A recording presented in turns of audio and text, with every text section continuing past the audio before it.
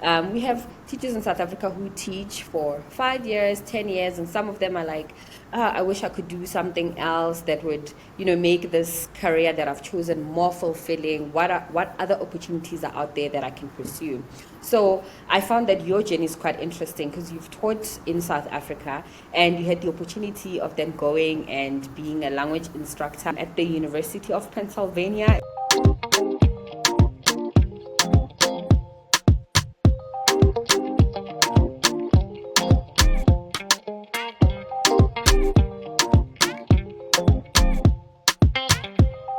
Hello, everyone, and welcome to Rewind the Lesson. My name is Margaret, and today we have a very special guest.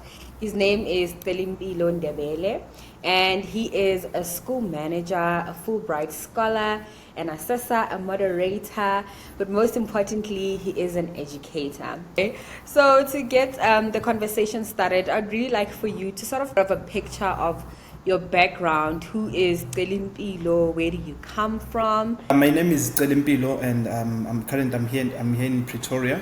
I'm a teacher by profession, so I was trained by the University of Johannesburg as a teacher. So everything else that you see there and that you just mentioned as we're introducing me, it's everything that I came across as a teacher.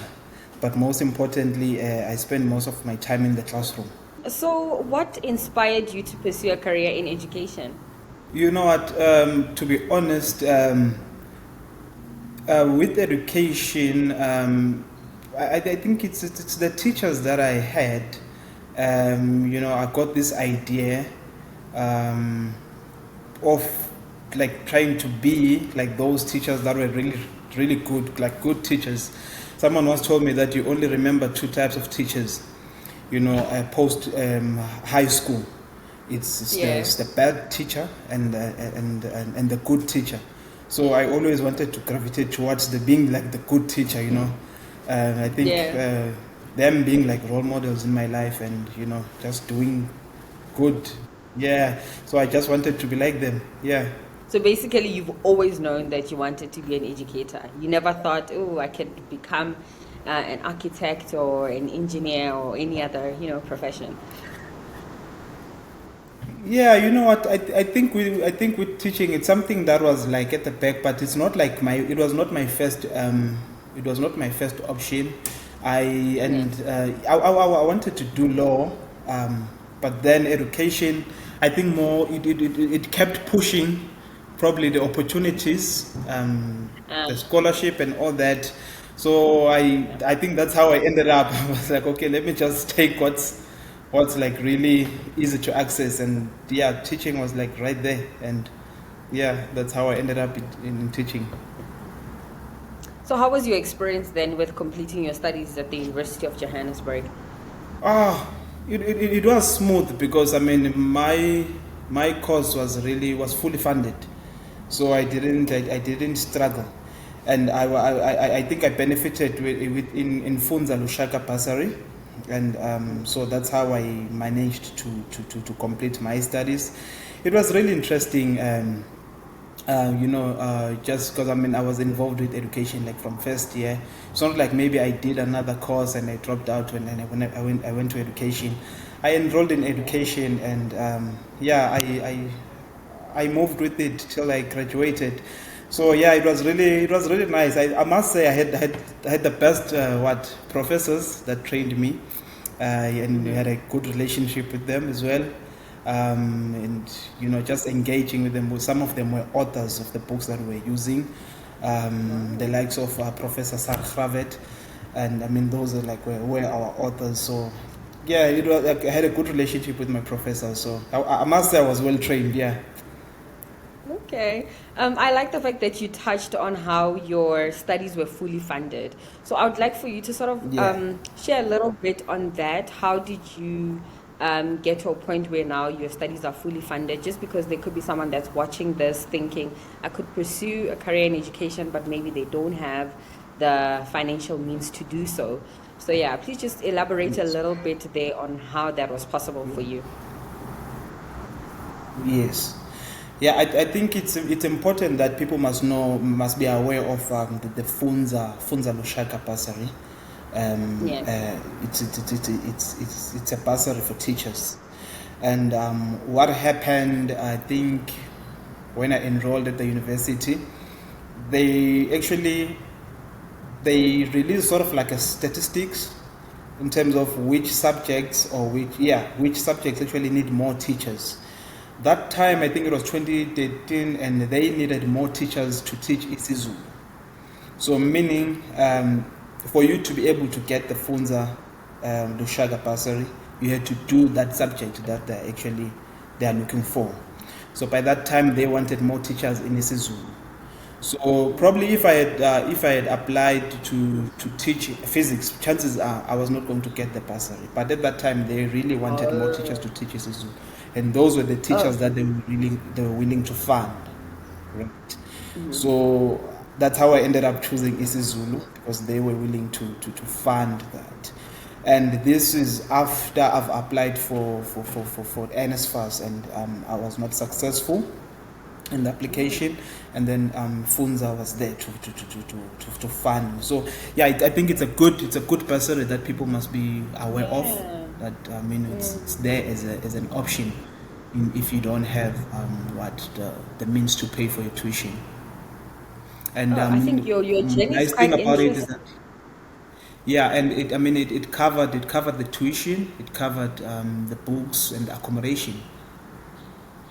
And okay, before I even ask you the next question, I just want for you to clarify a little bit there for me. So, in order for you to know that they were looking for isiZulu educators, is this information that you had access to, let's say in grade 12, ahead of going into university, or had you already applied and chosen a different subject, and then you heard of the bursary and you went back to university and changed the subject that you wanted to specialize in? Please just clarify Yes. there for me. Yes, they have a website. Yeah. They have a website, and all the information is really uploaded there. Because I applied to go and study when 2012. So that I had more time. Like I took a gap year, so I had more time to actually do all the research and Figure that out. So I was not in grade 12, but I was like post matric. Yeah. Okay. So I suppose then your advice would just be people need to keep their eyes out on the website to see which subjects are needed so that they can make an informed decision, just specialize in any subject. Okay. Absolutely. Does Funza Lusaka then help place you into a job once you are done with your university studies? Yeah, I think according to just the nature of the bursary, they are supposed to place you, but with the fact that it's so difficult to get a job right now. I don't know. I don't want to contradict the statistics that we actually don't need a lot of teachers, or I'm not even too sure right now what's happening. But I struggled a little bit to settle, to actually get a job. I think it took about a few months, and so I ended up like applying in the private sector, because I think with the Funza Lushaga, you are supposed to work for the state. And but it doesn't mean that you don't have to work in the private sector. At some point you have to serve the state. So they will. I did get like one or two calls, for giving me a placement. By that time, I think I was already on a permanent contract, and they were offering like a temporary contract. So you have that that opportunity to look for the job, or they will place you. So that's the good thing about it. So probably that was just my story, that I didn't land a job as soon as I wanted, but they do actually place you in a school. You secure your employment, you start working within the private sector. How's your experience there? And I know if you've never worked for the state, it can be a bit hard to really fully contrast the two experiences. But how is your experience there? Are you enjoying it? And also just the progression of your career. Do you feel like you're growing? Are you being equipped enough to be the best teacher you can be? Do you have a clear idea of where your career is headed as an education professional? Yeah, I think when I started working, I was really interested in developing myself as a professional. One question that I always had is how can the institution develop me in terms of like personal growth, and that's what I got immediately when I started working. Yeah. All those opportunities to actually develop, just beyond not leaving the classroom, but really being involved in the whole curricular setup, and personal growth, in terms of like really tapping in management as well. So those were the Yeah. opportunities that I got, and yeah.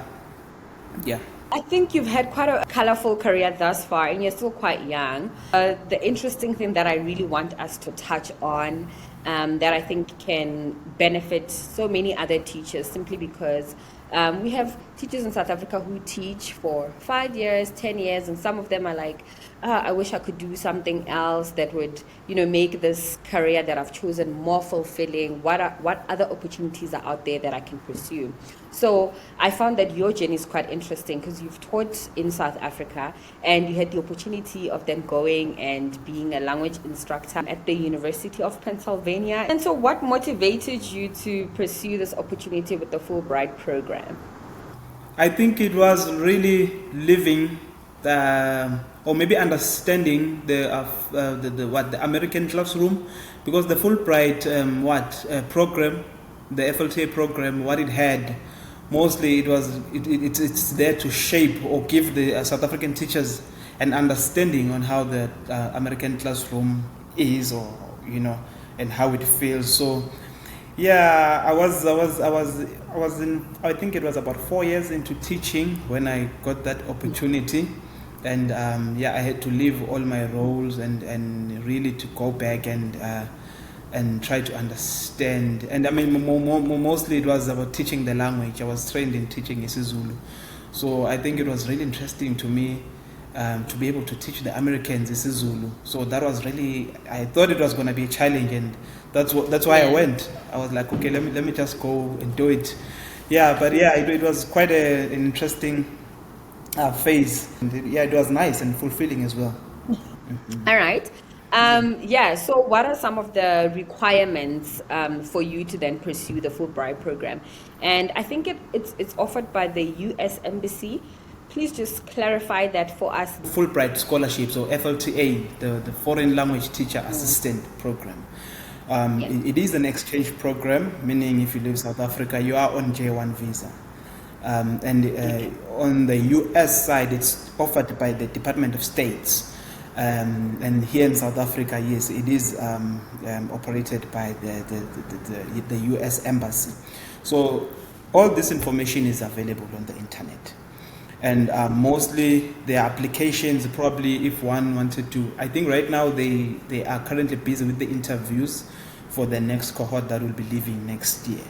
So meaning you should be checking the applications around June, July, around August, around that time. So that's when a person can actually look for those applications. The applications are opened.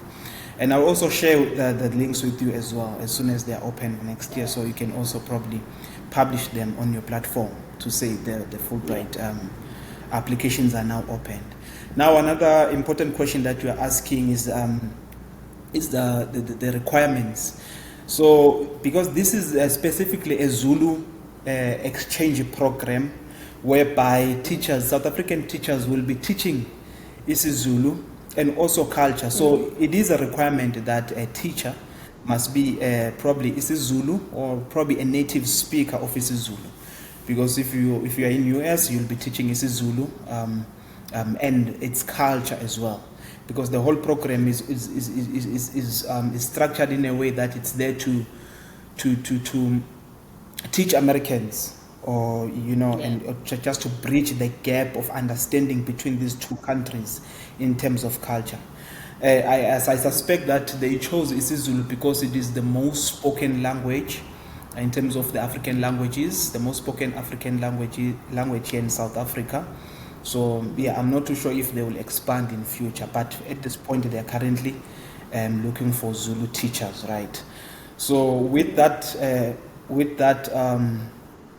experience of isiZulu, then you can actually apply, and you go through the shortlisting process, where you'll have to write before the interview you have to write about 2 essays, probably explaining why you need to be chosen. I mean, in South Africa, we have a lot of teachers that teach isiZulu and a lot of native speakers as well. So the essay is really centered around why you need to be selected.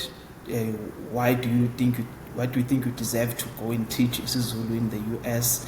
And then I think with the other essay, it's mostly on your teaching methodologies, your teaching philosophy in the classroom.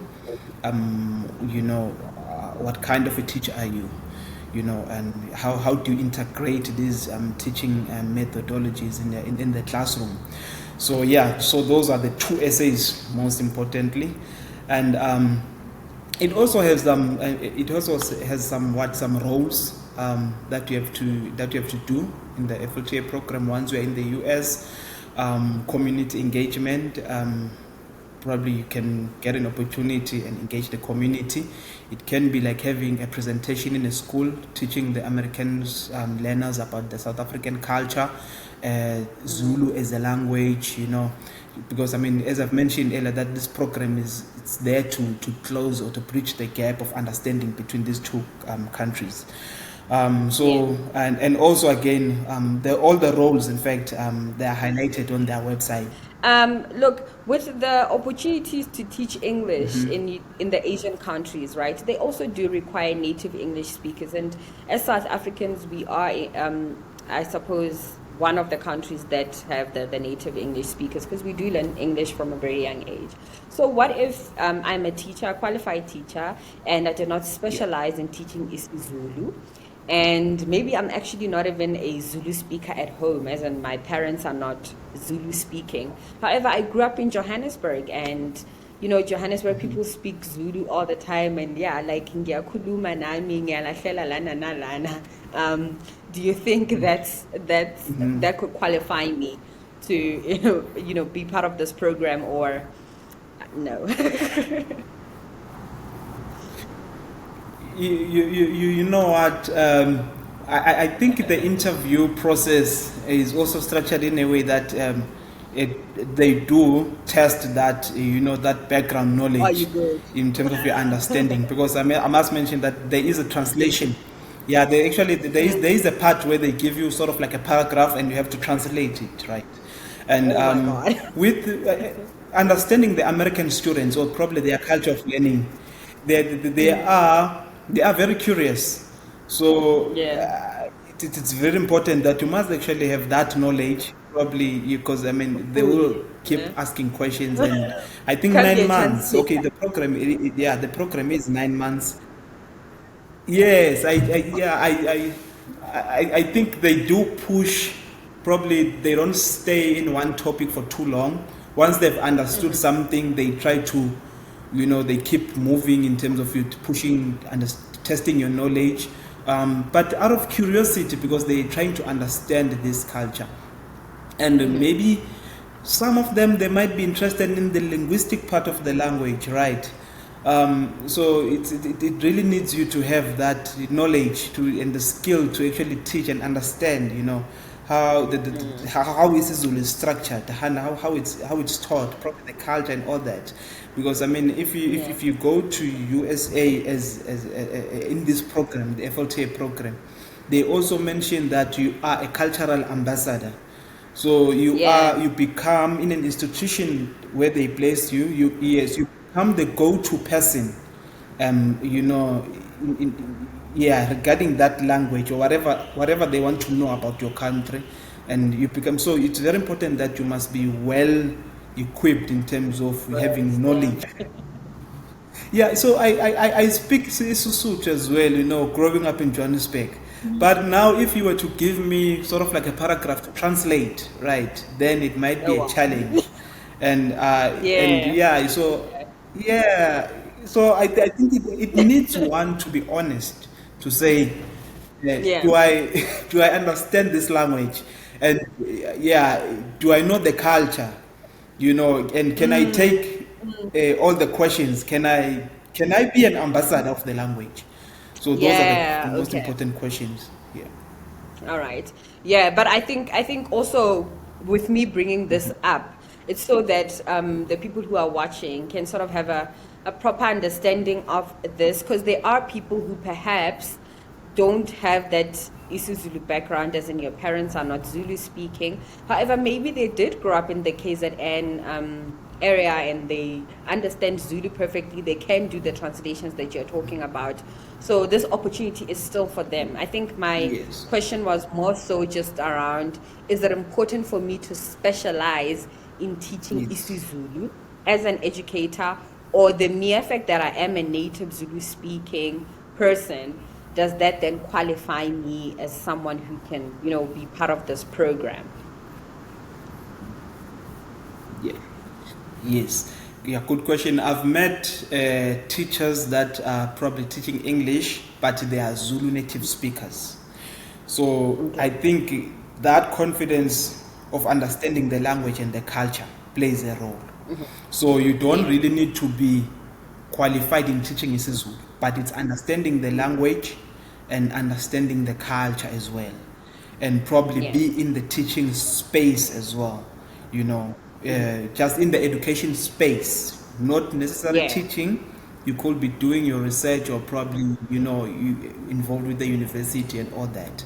Yeah, but I Yeah. think it's very important that you must talk about really knowing the language and understanding the language, and how do you justify that you know the language, you know, when you are given an opportunity, or probably you are being tested on the language. Can you actually, yeah? So, but I think also what you are mentioning, growing up in KwaZulu Natal, or probably not being a native speaker but being exposed to the language, that also qualifies you, because you actually know the language. Whenever you are being tested on the language, then you can pull Can through and, perform. and, Yeah. and, and show that you understand it. So I don't want to Okay. say it's really limited. Yeah, I don't want to say it's limited to Zulu native speakers, or Zulu teachers, but I mean Yeah. it's good to Have a apply, go. and the interview process again is structured in a way that it will test you whether do you understand, and Yeah. yeah, the language. Okay, so then you get into this program, you move to the United States of America. I've never been to the US, so I'm banking on you right now to paint a full picture of, what's the United States like. You are on the campus of the University of Pennsylvania, and also just there as well. Are you now not teaching like your high schools, primary there in the US? You are literally on a university campus. Are you teaching university going students? Yeah, and so as we mentioned earlier, that I was placed in the University of Pennsylvania, and taking language for them, African language, it's sort of like it's compulsory. They have options. So isiZulu is offered as an option as well. So we have students that are taking isiZulu, sort of like accelerated, where they are introducing isiZulu. And the isiZulu that we're talking about, it's isiZulu for communication, right? Because if we're talking about Yeah. bridging a gap between these two countries and forming that the understanding between these two worlds and its culture and its Yeah. people, um, as a teacher in that university teaching the American students, Yeah. how do they hold a conversation immediately when they land in South Africa? Can they introduce themselves? You know, can they have like basic conversation, asking for direction? So that is the language, that is the Zulu for communication we're talking about. Yeah. So there is an interest in the African languages in the States. So we have students that taking isiZulu, the Zulu beginners, and then the second years your sophomore, and what the advance as well. because it does develop once they've mastered the Zulu for beginners. Then it gets, it develops to advance Zulu. So that was my role. Maybe also to mention that as an FLTA, you become the ambassador in a way that you are representing South Africa in terms of this Zulu culture and just understanding what kind of country is South Africa. And in terms of language, you become the go-to person. So there is a primary instructor in these universities. So what you do, you just teach under their supervision, and also they also give you some classes that you can teach on your own. So that is the role that you do. Yeah, so I was in that space whereby I was actually teaching, and then I also got an opportunity to help them develop the material, just material to support, their understanding, and So I don't know if I'm still answering the question, but that's... Yes, you are. Yes, you are. You haven't told me yet about your experience of being in the United States. Was this your first time in the US, or have you been there before? How was it? Yeah, you know what? It was my first time in the US. I must say that the program, they also gave us an opportunity. Probably there was like a lot of orientations. So you are well prepared. By the time you go there, you are well prepared in terms of culture shock and what to expect what to expect in US, and it's really interesting, and you get to meet probably the people that you'll be working with. You get to meet all the colleagues, other FLTAs from different countries. So you are well prepared. You are well prepared. I mean, in all aspects, in terms of the culture, campus culture, you get to research about the neighborhood where you're going to, how to blend in and how to be in touch. There's a lot of assistance in case you miss South Africa, and I mean it's a lot. There's a lot of support. So it was my first time going to the States, and I had the support from the Fulbright program. I had the support on campus. I had an advisor, a person that I used to go to in case I had questions, and it's a whole community. Even if you do apply, I mean you'll never feel like you are alone. So being in America, did that meet your expectations? So as a young man growing up, thinking, oh, America is this, being there, did it meet your expectations of what you had always thought America would be?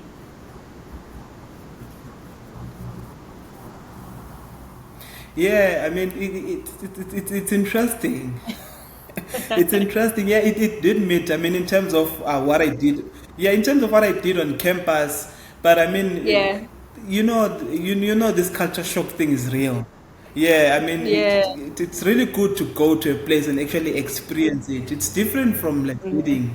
Yeah, reading about it, or maybe learning about the place, probably on TV or Mhm. watching a video, or hearing someone talk about it. It's really good. I think um, it inspired me to actually start traveling to other countries, even though I haven't started Yeah, really. But I have this thing of I want to go to that you want to country travel. probably and understand it and actually see for myself, because sometimes what you see on TV probably it might not be it, right? Yeah. It's good that you go to a place and actually experience it on your own. Yeah. So teachers who might be considering pursuing this opportunity, obviously they are going to ask themselves, is it worth me leaving my full-time job to go and teach? And I believe this program is for 1 year, meaning you probably have to resign from your job and then go do the program, unless you have great bosses who can just sort of let you go for a year and then come back to the same school. But yeah, is it worth my time? And I ask, is it worth my time in terms of compensation? Am I being compensated? Well, I'd say, enough in comparison to your salary here at home. Yeah, you know what? In terms of your time, it's worth it, especially if you are a person that is in academia, and probably you might Yeah. be doing research. So what it does, for example, it opens you up for networking, right? So it's really good to. I Yeah. mean, if you are in the FLTA program, remember, you are in the company of of teachers from over 50 different countries. So that's actually a Yeah. big pool of having colleagues, right? Whenever you feel like doing research, you can pull Reach out. from that pool of networks. So in terms of Yeah. that experience and that exposure, in terms of research, is really good. And it's, I mean, it's you can't trade that experience with anything. And you're making Yeah. a very good point. Other employers might say, you we can give you a year to go and have this experience, the Fulbright experience, and come back. Others might say you will have to resign. You are compensated financially, but I must mention that with the Fulbright program, it's not probably the salary that you can say, okay, I'm going to go to the US and save up and come back with a lot of dollars. No, so you must be willing to take that hit financially to say, Yeah. yeah, but if I come back to South Africa, okay, then I'll go back to my normal pay. So, but for that particular academic period, you are not well compensated comparing to your South African salary. You know, it's we're talking about we can call it a stipend, right? You just have to pay your accommodation, probably have food and travel a little bit, but it's not probably designed in the way that you can have like proper savings here. So I think that's one thing that people must be aware of. So if you are applying, uh, you can't bank on it to say financially I will be well, and you can't even take your dependents with you. You see, so yeah, it's really it's designed to to sustain one person. But I think also it is worth the experience. I think within our work, the work that we do, it's great that we get It these is. opportunities where we can explore how other countries are teaching, see what happens in other countries. So it's still a great program in my view. Besides the fact that yes, you might not be able to necessarily, rake up those dollars and save lots and lots of money. Okay. So then it's a 1-year program. You come back to Yeah. South Africa. What are you doing now? So you are required to serve 2 years back in South Africa before you Oh, attempt to go okay. back again.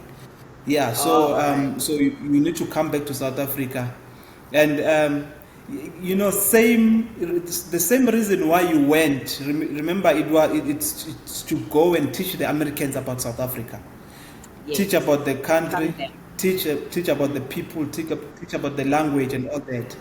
Yeah, so the program requires the teachers to come back now to South Africa and teach about America, what they've learned, So Yeah. that's how this gap is being bridged. You see, yeah. So Yes. you Yes. that 2 years you also involved in the South African classroom, and then you also teach about America, what I've learned in the in the state. And so currently I have a program that I'm currently running. It's Fulbright in the classroom. So what it does, it provides an opportunity for the American students, because Fulbright it's an exchange program, right? So currently we do have students that are from America that are here in South Africa, that are doing research. So it's very important that as they are coming in our country as well, they must teach the South African students about America. So in these 2 years, that's what I'm doing currently. I'm running Okay. this Fulbright in the classroom, whereby American students have an opportunity to come to our classrooms and actually share their knowledge and experiences, and create that culture of understanding between these two countries. Yeah. Okay. So now I just want to sort of understand, as someone who has taught in South Africa, you had the Fulbright experience as well. How do you think that has positioned you in a place where you can see, I suppose, a clear direction in terms of your career progression? Please repeat the Or question rather, again. what sort of doors has it opened for you? Okay, there was a glitch there. Can you please repeat the question again? Yeah. Okay. So I was saying, based on the fact that you have taught in South Africa, and you've had the opportunity of then going overseas and, being part of the Fulbright program, coming back to South Africa and yes, giving back and serving and sharing what you've learned overseas. What does that now mean for your career? What sort of opportunities do you think have going abroad has opened up for you, in terms of maybe the next 10, 20 years of your career? Um, how do you think you'll be navigating your career moving forward based on the experiences that you've had thus far? Yeah. So I think I must mention that this scholarship, I mean, it's one of the biggest. I mean, it's very prestige, right? It's most importantly, you are marketable, right? Yeah. With this Fulbright title, then you are easily marketable. Meaning, I don't want to say you can't go without a job, but everyone wants to touch you in terms of working of work Yeah. wise. So you're not going to struggle to get a job, but most importantly, it is a good platform for research. So as I'm about to begin my masters, so I have all this knowledge and all this Yeah. experience. I have this connections, and I think it's very good to attempt to do your research while you have like Mm. this access to like the American universities and the professors and the students, and you have access to the teachers around Asia, Europe and Africa. So I think having that access, then your career can, it can go any direction you want. So I think it's very important that one must understand that. Yeah. So it's not just the prestige what title, but it comes with all that. Yeah. You need to use it to the best advantage. Yeah. So, any words of encouragement or any sort of advice that you'd like to share with the people who are watching the video? Anyone who wishes to apply for the Fulbright scholarship, they must go for it. I mean, Yeah. let me mention this. When I applied, I think they received over 300 applications and they only shortlisted 10 people. I was Oh my. shocked to be shortlisted, and I mean, it was one Oh. of those applications. I must say, yeah, Yeah. I was gambling. I was just gambling on it, and I applied, and I never thought, like really, I never thought that they were. Oh. I never thought that the Choose application would you. be successful, and Yeah. yeah, having that faith. So you go for it, just go for it, and you'll be shocked to receive that that email saying congratulations, you've been. And I mean, out of 10 that they shortlisted, they only selected only 3. You see, so Oh my. it's really It's competitive, highly yeah. competitive. And I must Yeah. mention that anyone wants to apply and they yeah, it's highly. And anyone who's applying and they wish to actually have like a dialogue or probably um, like some advice, I'm also available on probably if someone contacts me on LinkedIn, I will just be, I'll avail myself to help someone to prepare and yeah, to Yeah. walk them through the whole The journey application. with Yeah. them.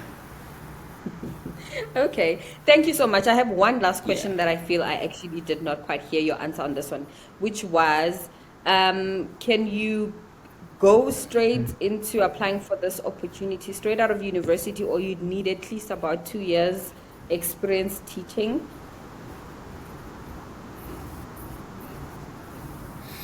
Yeah, I think you must have a little bit of experience. I'm not too sure.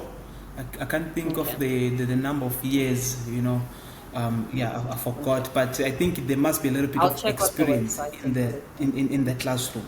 Yeah, Okay. yeah. Yeah, I remember reading about it, but yeah, just remember, I forgot how many years they require, How but many there years? must be a little bit of experience. Yeah. All Yeah. right. Thank you so much, Celempilo. I wish you all the best. You are a bright spark, and I know that we can only expect greater things coming from you moving forward. Yeah, and I hope that probably in a year or two, you'll come back to the channel and we'll catch up and talk more about what your progress thus far has been. But yeah, thank you so much for coming on here and sharing Yep. your experience with us, and we will see you again sometime soon. Welcome to our international teaching series right here on Rewind the Lesson. In this exciting series, we are bringing South African teachers face to face with incredible opportunities beyond our borders. From innovative teaching methods to enriching cultural experiences, we are exploring it all. Join us as we chat with teachers who have ventured abroad, sharing their stories, insights, and of course, tips to inspire your own journey. Don't forget to subscribe and hit the bell so you don't miss an episode.